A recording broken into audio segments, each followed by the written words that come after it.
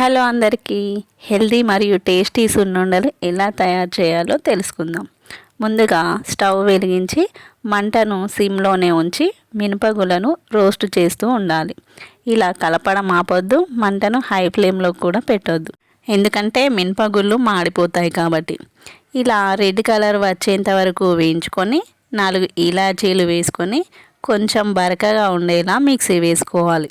మరీ మెత్తటి పౌడర్ అయినా కూడా నోటికి అద్దుకొని పోతాయి. ఇప్పుడు ఈ పౌడర్లో ఏ బౌల్తో అయితే మినపగుళ్ళు తీసుకున్నామో అదే బౌల్తో బెల్లం తురుము వేసుకోవాలి. ఇది మామూలు స్వీట్ ఉంటుంది. ఒకవేళ మీకు స్వీట్ ఎక్కువ కావాలంటే కొంచెం బెల్లం తురుము యాడ్ చేసుకోవచ్చు. బెల్లం తురుము ఇష్టం లేని వాళ్ళు షుగర్ పౌడర్ కూడా వాడుకోవచ్చు. 1 కప్పు మినపగుళ్ళకు 2 కప్పుల షుగర్ పౌడర్ వేసుకొని కలుపుకోవాలి. ఇప్పుడు పిండి బెల్లం బాగా మిక్స్ అయ్యేలాగా కలుపుతూ ఉండాలి. ఎలాంటి ఉండలు ఉండకూడదు.